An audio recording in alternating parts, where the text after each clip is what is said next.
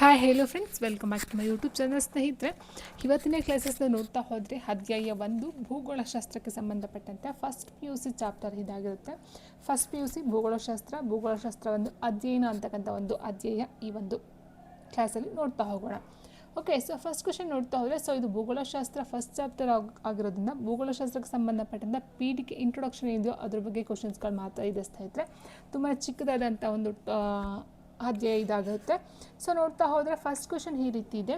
ಪ್ರತಿಪಾದನೆ ಎಯನ್ನು ಕೊಟ್ಟಿದ್ದಾರೆ. ಭೂಗೋಳಶಾಸ್ತ್ರವನ್ನು ಎಲ್ಲ ವಿಜ್ಞಾನಗಳ ಮಾತೃ ಎಂದು ಕರೆಯಲಾಗುತ್ತದೆ. ಕಾರಣ, ಭೂಗೋಳಶಾಸ್ತ್ರವು ಮನುಕುಲದಷ್ಟೇ ಹಳೆಯದಾಗಿದ್ದು ಪ್ರಾಕೃತಿಕ ಮತ್ತು ಸಾಮಾಜಿಕ ವಿಜ್ಞಾನಗಳ ನಡುವೆ ಪ್ರಮುಖ ಕೊಂಡಿಯಾಗಿ ಕಾರ್ಯವನ್ನು ನಿರ್ವಹಿಸುತ್ತದೆ ಅಂತ ಕೊಟ್ಟಿದ್ದಾರೆ.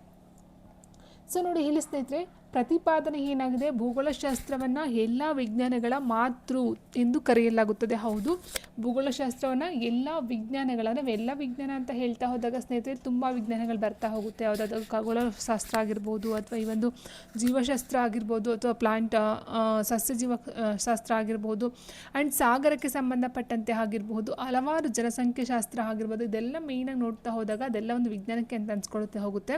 ಸೊ ಅದೆಲ್ಲ ಭೂಗೋಳಶಾಸ್ತ್ರವನ್ನು ಎಲ್ಲ ವಿಜ್ಞಾನಗಳ ಮಾತೃ ಎಂದು ಕರೆಯಲಾಗುತ್ತದೆ. ಕಾರಣ, ಭೂಗೋಳಶಾಸ್ತ್ರವು ಮನುಕುಲದಷ್ಟೇ ಹಳೆಯದಾಗಿದ್ದು ಪ್ರಾಕೃತಿಕ ಮತ್ತು ಸಾಮಾಜಿಕ ವಿಜ್ಞಾನಗಳ ನಡುವೆ ಪ್ರಮುಖ ಕೊಂಡಿಯಾಗಿ ಕಾರ್ಯನಿರ್ವಹಿಸ್ತಕ್ಕಂಥದ್ದು ಆಗಿರುತ್ತೆ.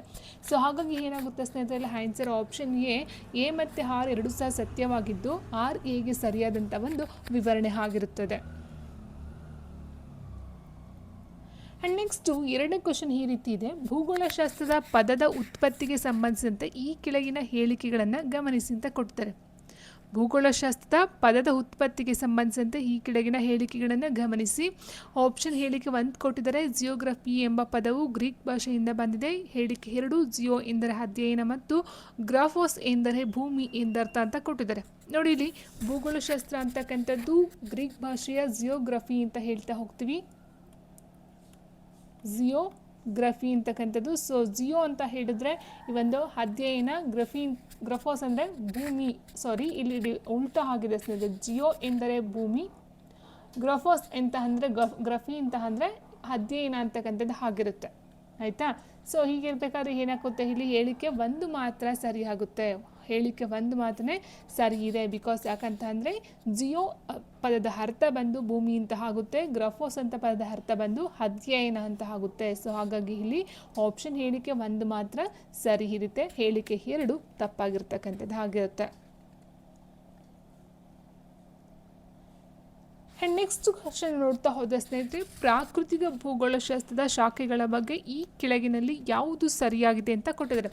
ಪ್ರಾಕೃತಿಕ ಮೀನ್ಸ್ ಪ್ರಕೃತಿದತ್ತವಾಗಿ ನೋಡ್ತಕ್ಕಂಥ ಒಂದು ಭೂಗೋಳಶಾಸ್ತ್ರ ಆಗಿರುತ್ತೆ ಸ್ನೇಹಿತರೆ. ಸೊ ಪ್ರಕೃತಿದತ್ತವಾಗಿರ್ತಕ್ಕಂಥ ಭೂಗೋಳಶಾಸ್ತ್ರಕ್ಕೆ ಸಂಬಂಧಪಟ್ಟಂತೆ ಭೂರಚನಾಶಾಸ್ತ್ರವು ಭೂಸ್ವರೂಪಗಳ ಬಗ್ಗೆ ಅಧ್ಯಯನವನ್ನು ಮಾಡುತ್ತದೆ. ವಾಯುಗುಣಶಾಸ್ತ್ರವು ವಾಯುಮಂಡಲದ ಪರಿಸ್ಥಿತಿಯ ಬಗ್ಗೆ ತಿಳಿಸುತ್ತದೆ. ಅದೇ ರೀತಿ ಸಾಗರಶಾಸ್ತ್ರವು ಸಾಗರ ತಳದ ಭೂಸ್ವರೂಪಗಳ ಬಗ್ಗೆ ವಿವರಣೆಯನ್ನು ಕೊಡ್ತಕ್ಕಂಥದ್ದು ಆಗಿರುತ್ತೆ. ಸೊ ಆಲ್ರೆಡಿ ಹೇಳಿದಾಗ ಏನು, ಭೂಗೋಳಶಾಸ್ತ್ರ ಶಾಖೆ ತುಂಬ ಶಾಖೆಗಳು ಬರ್ತಾ ಹೋಗುತ್ತೆ ಸ್ನೇಹಿತರೆ. ಸೊ ಅದರಲ್ಲಿ ನೋಡ್ತಾ ಹೋದಾಗೆ ಭೂರಚನಾಶಾಸ್ತ್ರ ಅಂತಕ್ಕಂಥದ್ದು ಭೂಮಿಯ ಒಂದು ಸ್ವರೂಪ ಅಥವಾ ಭೂಮಿಯ ರಚನೆಯ ಬಗ್ಗೆ ತಿಳಿಸ್ಕೊಡ್ತಕ್ಕಂಥದ್ದಾದರೆ, ವಾಯುಗುಣಶಾಸ್ತ್ರ ಬಂದು ವಾಯುಮಂಡಲದ ಪರಿಸ್ಥಿತಿಯ ಬಗ್ಗೆ ತಿಳಿಸ್ಕೊಡ್ತಕ್ಕಂಥದ್ದು ಅಧ್ಯಯನವನ್ನು ಮಾಡ್ತಕ್ಕಂಥದ್ದು ಆಗಿರುತ್ತೆ. ಸಾಗರಶಾಸ್ತ್ರ ಅಂತಕ್ಕಂಥದ್ದು ಸಾಗರ ತಳದ ಭೂಸ್ವರೂಪಗಳ ಬಗ್ಗೆ ವಿವರಣೆಯನ್ನು ಕೊಡ್ತಕ್ಕಂಥದ್ದು ಆಗಿರುತ್ತೆ ಸ್ನೇಹಿತರೆ.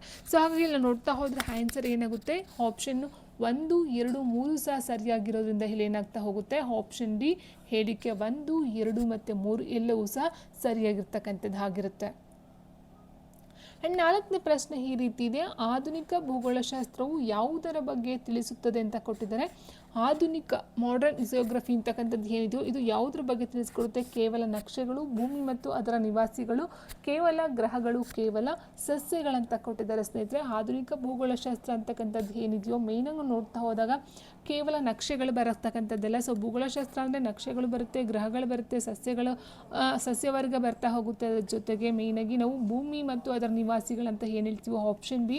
ಸೊ ಭೂಮಿ ಅಂತ ತಗೊಂಡಾಗ ಸ್ನೇಹಿತರೆ ಅಲ್ಲಿ ಏನಾಗುತ್ತೆ, ಭೂಮಿಲಿ ಬರ್ತಕ್ಕಂಥ ಎಲ್ಲ ಒಂದು ಪ್ರಾಕೃತಿಕ ವಿಭಾಗಗಳೇನಿರುತ್ತೋ ಅದನ್ನೆಲ್ಲ ಸಹ ನಾವು ಅಧ್ಯಯನವನ್ನು ಮಾಡ್ತಾ ಹೋಗ್ತೀವಿ. ಆ್ಯಂಡ್ ಅದರ ನಿವಾಸಿಗಳಂತ ಹೇಳಿದಾಗ ಅದು ಸಸ್ಯನೇ ಆಗಿರ್ಬೋದು ಅಥವಾ ಪ್ರಾಣಿಗಳೇ ಆಗಿರಬಹುದು ಸ್ನೇಹಿತರೆ. ಸೊ ನಿವಾಸಿ ಮಾನವರೇ ಆಗಿರಬಹುದು. ಟೋಟಲಾಗಿ ಭೂಮಿ ಮತ್ತು ಅದರ ನಿವಾಸಿಗಳನ್ನು ಅದ್ರ ಬಗ್ಗೆ ತಿಳಿಸ್ಕೊಡ್ತಕ್ಕಂಥದ್ದು ನಾವು ಆಧುನಿಕ ಭೂಗೋಳಶಾಸ್ತ್ರ ಅಂತ ನೋಡ್ತಾ ಹೋಗ್ತೀವಿ.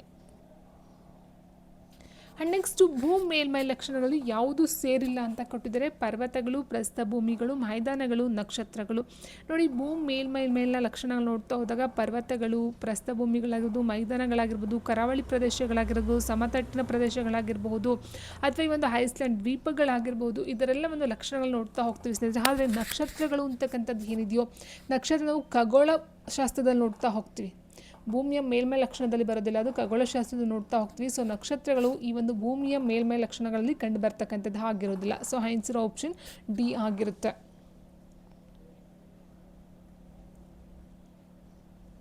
ನೆಕ್ಸ್ಟ್, ಭೂಮಿ ಮತ್ತು ಭೂಸ್ವರೂಪಗಳ ಬಗ್ಗೆ ಅಧ್ಯಯನ ಮಾಡುವ ಶಾಸ್ತ್ರ ಯಾವುದು ಕೇಳಿದರೆ ಸಾಗರಶಾಸ್ತ್ರ, ಭೂರಚನಾಶಾಸ್ತ್ರ, ಮಣ್ಣಿನ ವಿಜ್ಞಾನ, ವಾಯುಗುಣಶಾಸ್ತ್ರ. ಸೊ ಭೂಮಿ ಮತ್ತು ಭೂಸ್ವರೂಪಗಳ ಬಗ್ಗೆ ಅಧ್ಯಯನವನ್ನು ಮಾಡ್ತಕ್ಕಂಥ ಒಂದು ಶಾಸ್ತ್ರ ಯಾವುದಾಗುತ್ತೆ ಇಲ್ಲಿ ನೋಡಿ. ಸಾಗರಶಾಸ್ತ್ರ ಅಂತ ಹೇಳಿದ್ರೆ ಸಾಗರಗಳ ಒಂದು ಅಧ್ಯಯನ ಅಂತಕ್ಕಂಥದ್ದು ಹೇಳ್ತೀವಿ. ಸಾಗರದ ಒಂದು ಭೂತಳ ಹಳದಿಯಲ್ಲಿ ಅಧ್ಯಯನ ಮಾಡ್ತಕ್ಕಂಥದ್ದು. ಇನ್ನು ಮಣ್ಣಿನ ವಿಜ್ಞಾನ ಅಂದರೆ ಮಣ್ಣಿನ ಬಗ್ಗೆ ಅಧ್ಯಯನ ಮಾಡ್ತಕ್ಕಂಥದ್ದಾಗಿರುತ್ತೆ. ವಾಯುಗುಣಶಾಸ್ತ್ರ ಅಂದರೆ ವಾಯುಗುಣ ಒಂದು ಭೂಸ್ವರೂಪಗಳ ಬಗ್ಗೆ ಅಧ್ಯಯನವನ್ನು ಮಾಡ್ತಕ್ಕಂಥದ್ದಾಗಿರುತ್ತೆ. ಸೊ ಭೂಮಿ ಮತ್ತು ಭೂಸ್ವರೂಪಗಳ ಬಗ್ಗೆ ಅಧ್ಯಯನ ಮಾಡ್ತಕ್ಕಂಥ ಒಂದು ಶಾಸ್ತ್ರ ಭೂರಚನಾಶಾಸ್ತ್ರ ಅಂತಕ್ಕಂಥದ್ದು. ಸೊ ಭೂರಚನಾಶಾಸ್ತ್ರವು ಭೂಮಿ ಮತ್ತು ಅದರ ಲಕ್ಷಣಗಳು ಮತ್ತು ಭೂಸ್ವರೂಪಗಳ ಬಗ್ಗೆ ಅಧ್ಯಯನವನ್ನು ಮಾಡುವಂಥದ್ದಾಗಿರುತ್ತೆ. ಆ್ಯಂಡ್ ಮುಂದಿನ ಪ್ರಶ್ನೆ ನೋಡ್ತಾ ಹೋದರೆ ವಾಯುಮಂಡಲದ ಪರಿಸ್ಥಿತಿ ಮತ್ತು ಬದಲಾವಣೆಗಳನ್ನು ಯಾವುದು ವಿವರಿಸುತ್ತದೆ? ವಾಯುಮಂಡಲದ ಪರಿಸ್ಥಿತಿ ಮತ್ತು ಬದಲಾವಣೆಗಳನ್ನು ಯಾವುದು ವಿವರಿಸುತ್ತದೆ? ಸೊ ವಾಯುಮಂಡಲ ಅಂತ ತೊಗೊಂಡಾಗ ಟೋಟಲ್ ಆಗಿ ವಾಯು ಗಾಳಿಯ ಬಗ್ಗೆ ಅಧ್ಯಯನ ಮಾಡ್ತಕ್ಕಂಥದ್ದಾಗಿರುತ್ತೆ. ಇಲ್ಲಿ ಸಾಗರಶಾಸ್ತ್ರ ಬರಲ್ಲ, ಭೂರಚನಾಶಾಸ್ತ್ರ ಬರಲ್ಲ, ಮಣ್ಣಿನ ಭೂಗೋಳಶಾಸ್ತ್ರ ಬರಲ್ಲ. ಸೊ ಆನ್ಸರ್ ಆಪ್ಷನ್ ಸಿ ವಾಯುಗುಣಶಾಸ್ತ್ರ. ಸೊ ವಾಯುಗುಣಶಾಸ್ತ್ರವು ಮತ್ತು ಹವಾಮಾನಶಾಸ್ತ್ರ ವಾಯುಮಂಡಲದ ಪರಿಸ್ಥಿತಿಗಳ ಬಗ್ಗೆ ಮಾಹಿತಿಯನ್ನು ನೀಡುತ್ತದೆ. ಆ್ಯಂಡ್ ನೆಕ್ಸ್ಟು ಸಾಗರ ತಳದ ಭೂಸ್ವರೂಪ ಮತ್ತು ಸಾಗರ ನೀರಿನ ಚಲನೆಯನ್ನು ಅಧ್ಯಯನ ಮಾಡುವ ಶಾಖೆ ಯಾವುದು ಅಂತ ಕೇಳಿದರೆ, ಸೊ ಮೇಯ್ನಾಗಿ ಈ ಟಾಪಿಕ್ ಎಲ್ಲ ಇದೆ ಸ್ನೇಹಿತರೆ. ಯಾವುದರ ಬಗ್ಗೆ ಅಧ್ಯಯನ ಮಾಡುತ್ತೆ ಅದನ್ನು ಏನೆಂದು ಕರೆಯಲಾಗುತ್ತದೆ, ಮೇಯ್ನಾಗಿ ಅದೇ ಟಾಪಿಕ್ ಈ ಒಂದು ಚಾಪ್ಟರಲ್ಲಿ ಇರ್ತಕ್ಕಂಥದ್ದು ಆಗಿರುತ್ತೆ. ಸೊ ಸಾಗರದ ತಳದ ಭೂಸ್ವರೂಪ ಮತ್ತು ಸಾಗರ ನೀರಿನ ಚಲನೆಯನ್ನು ಅಧ್ಯಯನ ಮಾಡುವ ಶಾಖೆ ಯಾವುದು? ಸೊ ಸಾಗರಶಾಸ್ತ್ರ ಬರುತ್ತೆ, ಆಪ್ಷನ್ ಎ. ಇನ್ನು ಪೆಡಾಲಜಿ ಅಂತ ಹೇಳಿದ್ರೆ ಮಣ್ಣಿನ ಬಗ್ಗೆ ಅಧ್ಯಯನ ಮಾಡ್ತಕ್ಕಂಥದ್ದು, ಭೂಗೋಳಶಾಸ್ತ್ರನ ಜೀವಿಗಳ ಬಗ್ಗೆ ಅಧ್ಯಯನ ಮಾಡ್ತಕ್ಕಂಥದ್ದಾಗಿರುತ್ತೆ. ಕೃಷಿ ಅಂತ ಹೇಳಿದ್ರೆ ಕೃಷಿಯ ಬಗ್ಗೆ ಬರ್ತಕ್ಕಂಥದ್ದು ಆಗಿರುತ್ತೆ. ಸೊ ಆನ್ಸರ್ ಆಪ್ಷನ್ ಎ ಆಗಿರುತ್ತೆ. ಸಾಗರಶಾಸ್ತ್ರವು ಸಮುದ್ರಗಳು, ಮಹಾಸಾಗರಗಳು ಮತ್ತು ಸಾಗರ ನೀರಿನ ಲಕ್ಷಣಗಳನ್ನು ಕುರಿತು ಅಭ್ಯಾಸವನ್ನು ಮಾಡ್ತಕ್ಕಂಥದ್ದು. ಆ್ಯಂಡ್ ನೆಕ್ಸ್ಟ್ ಕ್ವೆಶ್ಚನ್ ನೋಡ್ತಾ ಹೋದರೆ ಸ್ನೇಹಿತರೆ, ಪೆಡಾಲಜಿ ಎಂದರೆ ಯಾವುದರ ಅಧ್ಯಯನ ಅಂತ ಕೇಳಿದರೆ ಗಾಳಿಯ ಅಧ್ಯಯನ, ನೀರಿನ ಅಧ್ಯಯನ, ಮಣ್ಣಿನ ಅಧ್ಯಯನ, ಕಲ್ಲುಗಳ ಅಧ್ಯಯನ. ಪೆಡಾಲಜಿ ಮೀನ್ಸ್ ಇಲ್ಲಿ ನೋಡ್ತಾ ಹೋದಾಗ ಸ್ನೇಹಿತರೆ ಏನಾಗುತ್ತೆ ಅಂತ ಹೇಳಿದ್ರೆ ಮಣ್ಣಿನ ಅಧ್ಯಯನ ಏನಿದೆಯೋ ಆಪ್ಷನ್ ಸಿ, ಮಣ್ಣಿನಗೆ ಸಂಬಂಧಪಟ್ಟಂತೆ ಈ ಒಂದು ಅಧ್ಯಯನ ನೋಡ್ತಕ್ಕಂಥದ್ದು ಮಣ್ಣಿನ ರಚನೆ ಆಗಿರ್ಬೋದು, ಹಂಚಿಕೆ ಅಧ್ಯಯನವನ್ನು ನಾವು ಪೆಡಾಲಜಿ ಅಥವಾ ಮಣ್ಣಿನ ಅಧ್ಯಯನ, ಮಣ್ಣಿನ ಶಾಸ್ತ್ರ ಅಂತ ಕರಿತಾ ಹೋಗ್ತೀವಿ.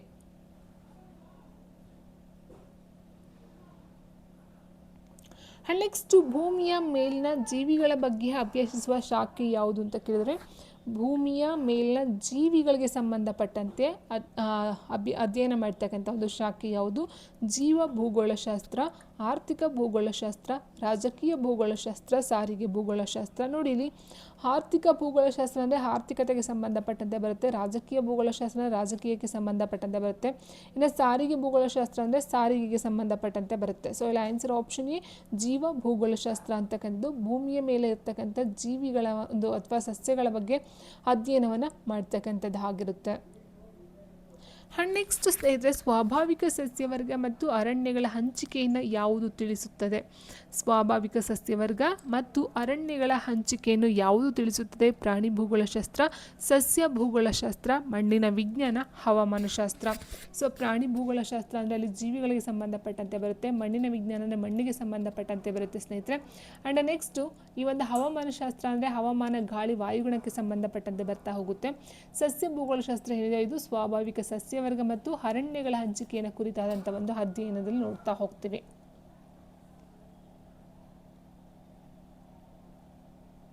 ನೆಕ್ಸ್ಟ್ ಅಕ್ಷಾಂಶಗಳು ಮತ್ತು ರೇಖಾಂಶಗಳ ಬಗ್ಗೆ ತಿಳಿಯಲು ಯಾವ ಶಾಖೆ ಸಹಾಯ ಮಾಡುತ್ತದೆ?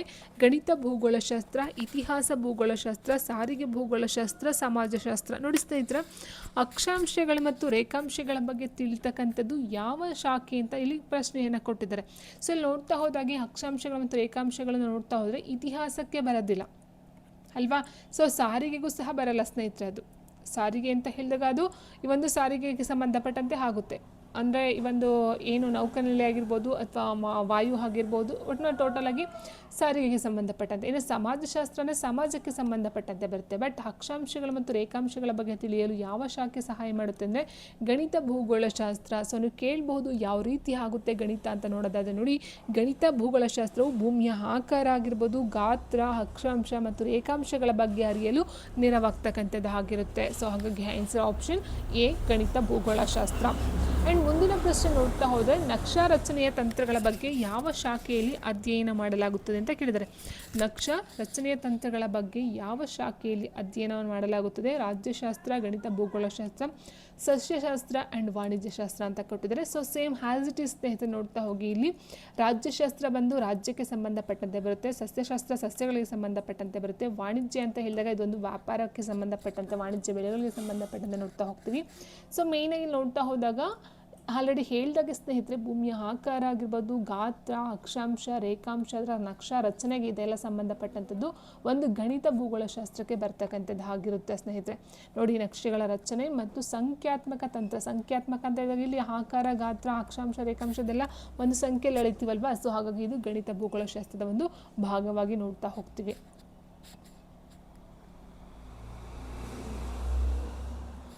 ಆ್ಯಂಡ್ ಮುಂದಿನ ಪ್ರಶ್ನೆ ನೋಡ್ತಾ ಹೋದ ಸ್ನೇಹಿತರೆ, ಸಸ್ಯಗಳು ಉತ್ಪಾದನೆ, ಹಂಚಿಕೆ ಮತ್ತು ವಿನಿಮಯವನ್ನು ಯಾವುದು ಅಭ್ಯಸಿಸುತ್ತದೆ? ನೋಡಿ, ವಸ್ತುಗಳ ಉತ್ಪಾದನೆ, ಹಂಚಿಕೆ ಮತ್ತು ವಿನಿಮಯವನ್ನು ಯಾವುದು ಅಭ್ಯಸಿಸುತ್ತದೆ? ಇತಿಹಾಸ, ಅರ್ಥಶಾಸ್ತ್ರ, ಸಸ್ಯಶಾಸ್ತ್ರ, ಪ್ರಾಣಿಶಾಸ್ತ್ರ ಕೊಟ್ಟಿದ್ದಾರೆ. ಉತ್ಪಾದನೆ ಅಥವಾ ಈ ಒಂದು ರಫ್ತು, ಆಮದು ಅಂತಕ್ಕಂಥದ್ದು ಏನು ಹೇಳ್ತೀವೋ ಅದಾಗಿರ್ಬೋದು, ವಿನಿಮಯ ಆಗಿರ್ಬೋದು, ಹಂಚಿಕೆ ಆಗಿರ್ಬೋದು, ಉತ್ಪಾದನೆ ಆಗಿರ್ಬೋದು, ಇದೆಲ್ಲ ನಾವು ಅರ್ಥಶಾಸ್ತ್ರ, ಎಕನಾಮಿಕ್ಸ್ ಅಂತ ಏನು ಹೇಳ್ತೀವೋ ಅರ್ಥಶಾಸ್ತ್ರದಲ್ಲಿ ನೋಡ್ತಾ ಹೋಗ್ತೀವಿ. ಆಪ್ಷನ್ ಬಿ ಆಗಿರುತ್ತೆ. ಆ್ಯಂಡ್ ನೆಕ್ಸ್ಟ್, ಭೂಪದರಗಳು ಮತ್ತು ಭೂಸ್ವರೂಪಗಳ ಮೇಲೆ ಒತ್ತು ನೀಡುವ ಶಾಖೆ ಯಾವುದು? ಭೂ ಪದರಗಳು ಮತ್ತು ಭೂಸ್ವರೂಪಗಳ ಮೇಲೆ ಒತ್ತು ನೀಡುವ ಶಾಖೆ ಯಾವುದು? ಸೊ ಈಗ ಆಲ್ರೆಡಿ ನೋಡಿದ ಹಾಗೆ ಸ್ನೇಹಿತರೆ, ಸಾಗರಶಾಸ್ತ್ರ ಅಂತಕ್ಕಂಥದ್ದು ಸಾಗರಕ್ಕೆ ಸಂಬಂಧಪಟ್ಟಂತೆ ಅಧ್ಯಯನ ಆಗಿರುತ್ತೆ. ಹವಾಮಾನಶಾಸ್ತ್ರ ಅಂತಕ್ಕಂಥದ್ದು ಹವಾಮಾನ ವಾಯುಗುಣಕ್ಕೆ ಸಂಬಂಧಪಟ್ಟಂಥ ಒಂದು ಅಧ್ಯಯನ ಆಗಿರುತ್ತೆ. ಇನ್ನು ಅರ್ಥಶಾಸ್ತ್ರ ಅಂತ ಹೇಳಿದಾಗ ಅರ್ಥಶಾಸ್ತ್ರ ಆರ್ಥಿಕವಾಗಿ ನೋಡ್ತಾ ಹೋಗ್ಬೋದು, ಅಥವಾ ಉತ್ಪಾದನೆ, ಇಟ್ ಮೀನ್ಸ್ ಟೋಟಲಾಗಿ ಹೇಳ್ಬೇಕಂದ್ರೆ ಅರ್ಥಶಾಸ್ತ್ರಕ್ಕೆ ಸಂಬಂಧಪಟ್ಟಂತೆ ನೋಡ್ತಾ ಆರ್ಥಿಕತೆಗೆ ಸಂಬಂಧಪಟ್ಟಂತೆ ನೋಡ್ತಾ ಹೋಗ್ತೀವಿ. ಇನ್ನು ಭೂಪದರಗಳು, ಭೂಸ್ವರೂಪಗಳ ಮೇಲೆ ಒತ್ತು ನೀಡ್ತಕ್ಕಂಥ ಶಾಖೆ ಭೂರಚನಾಶಾಸ್ತ್ರ ಆಗಿರುತ್ತೆ. ಆ್ಯಂಡ್ ನೆಕ್ಸ್ಟ್ ಕ್ವೆಶನ್, ಭೂಗೋಳಶಾಸ್ತ್ರದ ಪ್ರಾಮುಖ್ಯತೆ ಮತ್ತು ಅದರ ಉಪ ಅಂಶಗಳನ್ನು ಹೊಂದಿಸಿ ಬರೆಯಿರಿ ಅಂತ ಕೊಟ್ಟಿದ್ದಾರೆ. ವಾಯುಮಂಡಲ, ಜಲಭಾಗಗಳು, ಭೂ ಮೇಲ್ಮೈ ಅಂಡ್ ಸಸ್ಯವರ್ಗವನ್ನು ಕೊಟ್ಟಿದ್ದಾರೆ ಸ್ನೇಹಿತರೆ. ಇಲ್ಲಿ ನೋಡ್ತಾ ಹೋದರೆ ಆಪ್ಷನ್ಗಳು ನದಿಗಳು ಮತ್ತು ಸಾಗರಗಳನ್ನು ಕೊಟ್ಟಿದ್ದಾರೆ, ಪರ್ವತಗಳು ಮತ್ತು ಮೈದಾನಗಳನ್ನು ಕೊಟ್ಟಿದ್ದಾರೆ, ಅರಣ್ಯಗಳು ಮತ್ತು ಹಸಿರು ಕೊಟ್ಟಿದ್ದಾರೆ, ಸಂಯೋಜನೆ ಮತ್ತು ರಚನೆಯನ್ನು ಕೊಟ್ಟಿದ್ದಾರೆ. ಸೊ ನದಿಗಳು ಮತ್ತು ಸಾಗರಗಳಲ್ಲಿ ನೋಡ್ತೀವಿ, ಜಲಭಾಗಗಳಲ್ಲಿ ನೋಡ್ತಾ ಹೋಗ್ತೀವಿ, ನೀರಿಗೆ ಸಂಬಂಧಪಟ್ಟಂತೆ ನದಿಗಳು ಮತ್ತು ಸಾಗರಗಳು, ಸಮುದ್ರಗಳು ಇದೆಲ್ಲ ನೋಡ್ತಾ ಹೋಗ್ತೀವಿ. ಇನ್ನು ಪರ್ವತಗಳು ಮತ್ತು ಮೈದಾನಗಳಲ್ಲಿ ನೋಡ್ತೀವಿ, ಭೂಮಿಯ ಮೇಲ್ಮೈಯಲ್ಲಿ ನೋಡ್ತಾ ಹೋಗ್ತೀವಿ. ಭೂಮಿಯ ಮೇಲ್ಮೈ ನೋಡ್ತಾ ಹೋದಾಗ ಪರ್ವತಗಳಾಗಿರ್ಬೋದು, ಮೈದಾನಗಳಾಗಿರ್ಬೋದು, ಸಮತಟ್ಟ ಮೈದಾನಗಳಾಗಿರ್ಬೋದು, ಪ್ರಸ್ಥಭೂಮಿಗಳಾಗಿರ್ಬೋದು, ಅಥವಾ ಕರಾವಳಿ ಪ್ರದೇಶ ಆಗಿರ್ಬೋದು, ದ್ವೀಪಗಳಾಗಿರ್ಬೋದು, ಇದೆಲ್ಲ ಭೂ ಮೇಲ್ಮೈ ಲಕ್ಷಣಗಳಲ್ಲಿ ನೋಡ್ತಾ ಹೋಗ್ತೀವಿ. ಅದಾದ ನಂತರ ಸಸ್ಯವರ್ಗ ಅಂತ ತೊಗೊಂಡಾಗ ಇದು ಅರಣ್ಯಗಳು ಅಥವಾ ಕಾಡುಗಳು ಆಗಿರ್ತಕ್ಕಂಥದ್ದು. ಆಪ್ಷನ್ 3 ಅರಣ್ಯಗಳು ಮತ್ತು ಹಸಿರು ಸಸ್ಯಗಳಾಗಿರ್ಬೋದು, ಕಾಡುಗಳಾಗಿರ್ಬೋದು. ಸೊ ಈ ರೀತಿ ನಾವು ಸಸ್ಯವರ್ಗಕ್ಕೆ ನೋಡ್ತಾ ಹೋಗ್ತೀವಿ. ನಾವು ವಾಯುಮಂಡಲ ಅಂತ ಹೇಳಿದಾಗ ಅದರ ಒಂದು ಸಂಯೋಜನೆ ಮತ್ತು ರಚನೆ ಬಗ್ಗೆ ನೋಡ್ತಕ್ಕಂಥದ್ದು ಆಗಿರುತ್ತೆ ಸ್ನೇಹಿತರೆ. ಸೊ ಹೀಗಿರಬೇಕಾದ್ರೆ ಇಲ್ಲಿ ನಾವು ನೋಡ್ತಾ ಹೋದಾಗ ಸರಿಯಾದಂಥ ಒಂದು ಉತ್ತರ ಯಾವುದಾಗುತ್ತೆ? ಎಸ್, ಆಪ್ಷನ್ ನೋಡಿ, ವಾಯುಮಂಡಲ 4 ಆಪ್ಷನ್ ಏನಿದೆ ಆಪ್ಷನ್ ಏನಲ್ಲಿದೆ ಸ್ನೇಹಿತರೆ. ಸೊ ಆನ್ಸರು ಆಪ್ಷನ್ ಎ ಆಗಿರುತ್ತೆ. ಓಕೆ ಸ್ನೇಹಿತರೆ, ಸೊ ಇದಾಗಿತ್ತು ಇವತ್ತಿನ ಕ್ಲಾಸಸ್ಸು. ಜಿಯೋಗ್ರಫಿಗೆ ಸಂಬಂಧಪಟ್ಟಂತೆ ಫಸ್ಟ್ ಚಾಪ್ಟರ್ ಮೇಲೆ ಕ್ವಶನ್ಸ್ಗಳು ಜಾಸ್ತಿ ಇಲ್ಲ ಸ್ನೇಹಿತರೆ. ಈ ಒಂದು ಯಾವುದೋ ಶಾಖೆಗೆ ಸಂಬಂಧಪಟ್ಟಂಥ ಓನ್ಲಿ ಅಷ್ಟು ಮಾತ್ರ ಇನ್ಫಾರ್ಮೇಷನ್ ಆ ಒಂದು ಚಾಪ್ಟರಲ್ಲಿ ಕೊಟ್ಟಿರ್ತಕ್ಕಂಥದ್ದು ಆಗಿರುತ್ತೆ. ಸೊ ಹಾಗಾಗಿ ಇವತ್ತಿನ ಕ್ಲಾಸಸ್ ಇದಾಗಿತ್ತು. ನೆಕ್ಸ್ಟ್ ಒಂದು ಚಾಪ್ಟರಲ್ಲಿ ಸಿಗೋಣ ಅಂತ ಹೇಳ್ತಾ ಈ ಒಂದು ವಿಡಿಯೋ ನಿಮಗೆ ಇಷ್ಟ ಆಗಿರೋ ಲೈಕ್ ಮಾಡಿ ಅಂತ ಹೇಳ್ತಾ ಥ್ಯಾಂಕ್ ಯು ಫಾರ್ ವಾಚಿಂಗ್.